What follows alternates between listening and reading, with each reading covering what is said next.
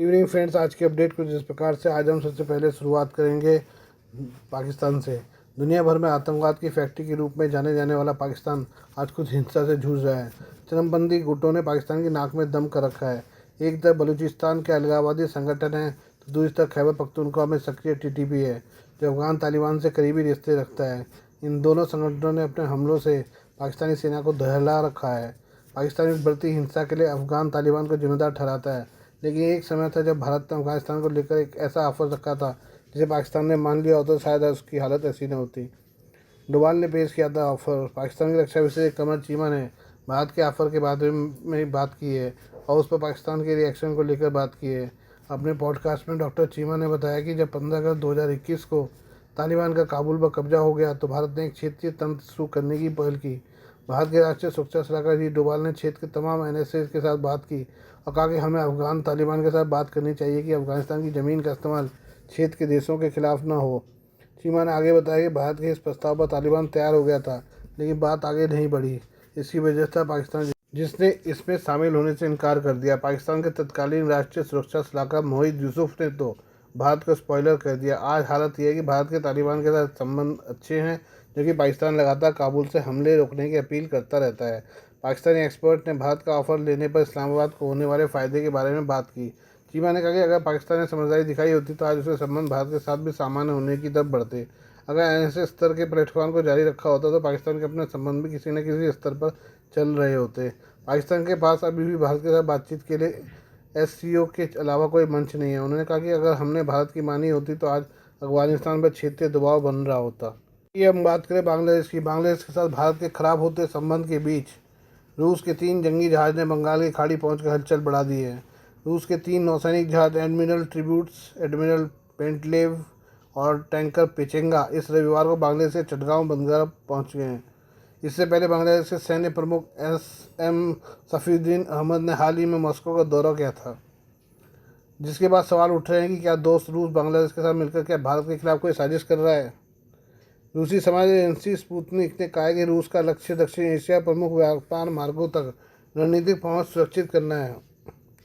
Sputnik की report के मुताबिक रूस के प्रशांत बेड़े के जहाज़ों ने पिछले हफ्ते 1972-74 के युद्ध के कार्यक्रम को लेकर चटगांव का दौरा किया। उस समय सोवियत नाविकों ने मुक्ति युद्ध के बाद बांग्लादेश को फिर से संगठित करने में मदद की थी। हालांकि ढाका ने आधिकारिक तौर पर इस नौसैनिक पड़ाव को महत्वपूर्ण बंदरगाह यात्रा बताया है, लेकिन इस घटना ने लोगों को चौंका दिया है। बंगाल की खाड़ी में विकसित हो रहे जियोपॉलिटिकल बदलाव को लेकर अटकलें लगानी शुरू कर दी हैं। स्पुतनिक ने कहा कि महत्वपूर्ण व्यापार मार्ग इस क्षेत्र से होकर गुजरते हैं। अमेरिका और अन्य देशों के पास पहले से ही हिंद महासागर में सैन्य अड्डे हैं। बंगाल की खाड़ी सहित महासागर के लिए एक अनुकूल मार्ग रूस के हितों के अनुरूप है।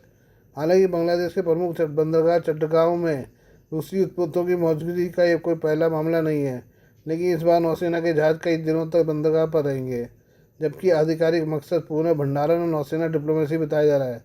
यह यात्रा भारत जैसे पारंपरिक सहयोगियों के अलावा दक्षिण एशिया में रूस की डिफेंस स्ट्रेटजी को दिखाती है।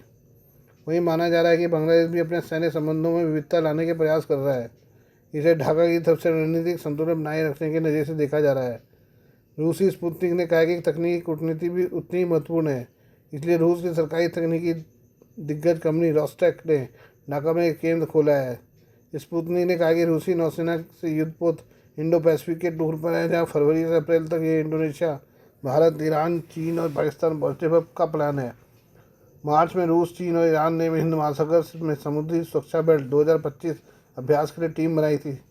इसका मकसद अपहरण के वक्त जहाज़ों को समुद्री लुटेरों से बचाना था। इसके अलावा अप्रैल की शुरुआत में भारत और रूसी नौसेना ने बंगाल की खाड़ी में जॉइंट नेवल ड्रिल किया था। मनी कंट्रोल की रिपोर्ट के मुताबिक चटगांव बंदरगाह पर रूसी नौसेना के जहाज़ों की यात्रा का मकसद चीन पर अपनी निर्भरता को कम करने के लिए बांग्लादेश की अपनी सैन्य साझेदारी में विविधता लाने की कोशिश है, जिससे चीन नाराज हो सकता है। SIPRI Stockholm International Peace Institute के आंकड़ों के मुताबिक 2018 और 22 के बीच बांग्लादेश के कुल हथियार आयात में चीन का हिस्सा लगभग 74% था, जिससे देश का प्रमुख सैन्य आपूर्तिकर्ता बन गया।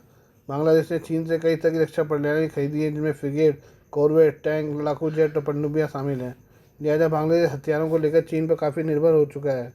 वहीं भारत के नज़रिए से चटगांव बंदरगाह पर रूसी नौसेना के जहाज़ों की यात्रा के 2 अलग अलग पहलू हो सकते हैं। मनी कंट्रोल के मुताबिक नई दिल्ली बांग्लादेश में चीन के प्रभाव को संतुलित करने के तरीके के रूप में दक्षिण एशिया में रूस की बढ़ती मौजूदगी का स्वागत कर सकती है। भारत और रूस के बीच मजबूत रक्षा और ऊर्जा संबंध है। इसके अलावा दोनों देशों के बीच विश्वास का रिश्ता है, लिहाजा ये भारत को असर करने वाला दौरा नहीं हो सकता। इसके अलावा बांग्लादेश और रूस दोनों के साथ अपनी दीर्घकालिक रक्षा साझेदारी को देखते हुए माना जा रहा है कि रूस ने पहले ही भारत को इसके बारे में जानकारी दी होगी। हालांकि भारत के लिए थोड़ी बहुत चिंताएं फिर भी हैं। ऐतिहासिक दोस्ती के बावजूद तीसरे पक्ष की नौसेना का आगमन हिंद महासागर में भारतीय नेतृत्व वाली सुरक्षा वास्तुकला के लिए नई दिल्ली के नज़रिए को मुश्किल बनाता है। ये हम बात करें इसराइल की। इसराइल के रक्षा मंत्री इसराइल कर्ट्स का कहना है कि गाज़ा के सिक्योरिटी जोन में इसराइली सैनिक अनिश्चित काल तक तैनात रहेंगे। ये कथित सिक्योरिटी जोन या बफर जोन इसराइल और गाज़ा की सीमा पर बनाया गया है, जिसमें गाज़ा की काफ़ी ज़मीन नो मैंस लैंड में तब्दील हो गई है। इसराइली रक्षा मंत्री ने यह भी कहा कि गाज़ा के साथ ही लेबनान और सीरिया में भी उनके सैनिक अनिश्चित काल तक बने रहेंगे। गौरतलब है कि जिस कथित सिक्योरिटी या बफर जोन में इसराइली सैनिक तैनात हैं वो गाज़ा के कुल क्षेत्रफल का लगभग 10% है। इस बफर जोन के जरिए इसराइल ने पूरे गाज़ा को चारों तरफ से घेर लिया है और बफर जोन से लोगों को विस्थापित होना पड़ा है। इसराइली रक्षा मंत्री ने कहा कि अगर हमास ने बंधकों को नहीं छोड़ा तो इसराइली सेना गाज़ा में अपने ऑपरेशन और सघन करती चली जाएगी। उन्होंने कहा कि इससे गाज़ा और छोटा और अलग थलग पड़ जाएगा। कोर्ट्स ने कहा कि पहले की तरह इसराइली सेना जब्त इलाकों को इस बार खाली नहीं करेगी और दुश्मनों और इसराइल के बीच के बफर जोन में तैनात रहेगी। इसराइली सेना ने लेबनान के कुछ इलाके से भी अपने सैनिक हटाने से इनकार कर दिया है। इसी तरह सीरिया में भी इसराइल ने बफर जोन बना लिया है। इसराइल की सरकार का कहना है कि 7 अक्टूबर 2023 जैसे हमले रोकने के लिए इसराइली सेना का इन बफर जोन इलाकों में तैनात रहना जरूरी है। मालदीव की सरकार ने इजरायली पासपोर्ट धारकों के मालदीव में एंट्री करने पर रोक लगा दी है। मालदीव की सरकार ने गाज़ा युद्ध के विरोध में कदम उठाया है। इजरायली नागरिकों की एंट्री रोकने के लिए मालदीव की सरकार ने अपने अप्रवासन कानून में बदलाव किए हैं। इन बदलावों को मंगलवार को मालदीव की संसद ने भी मंजूरी मिल गई है। हालांकि अभी यह साफ नहीं कि इसराइल के साथ दूसरे देश की नागरिकता रखने वाले नागरिकों को भी एंट्री प्रतिबंधित कर दी गई है या नहीं। मालदीव की कैबिनेट ने 1 साल पहले ही यह फैसला कर लिया था, जिस पर संसद की मोहर अब लग गई है। ये बात करें अमेरिका और चीन की। अमेरिका और चीन के बीच चल रहे व्यापार युद्ध ने नया मोड़ ले लिया है।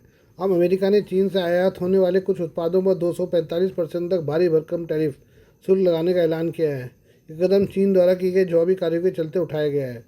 व्हाइट हाउस ने कहा कि यह फैसला राष्ट्रपति डोनाल्ड ट्रंप के उस आदेश के बाद लिया गया है जिसमें उन्होंने अमेरिका की राष्ट्रीय सुरक्षा के लिए जरूरी खनिजों जैसे कोबाल्ट, लिथियम, निकल और दुर्लभ धातुओं के आयात पर जांच शुरू करने को कहा है। इन खनिजों का उपयोग मोबाइल फ़ोन, इलेक्ट्रॉनिक वाहनों और सैन्य उपकरणों में होता है। ट्रंप के आदेश में कहा गया कि अमेरिका का इन जरूरी संसाधनों के लिए विदेशों पर निर्भर रहना राष्ट्रीय सुरक्षा और अर्थव्यवस्था के लिए खतरा है।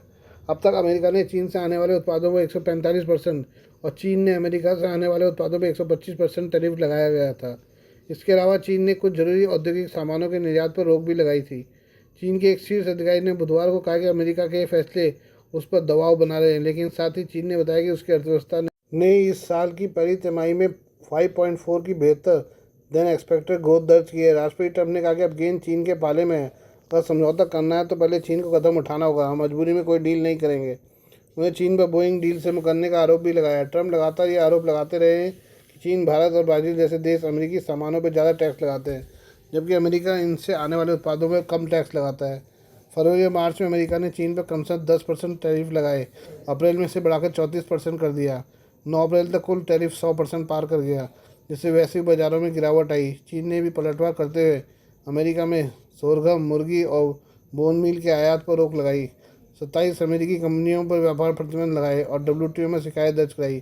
चीन ने अब भारत और यूरोपीय संघ से संपर्क साधा है।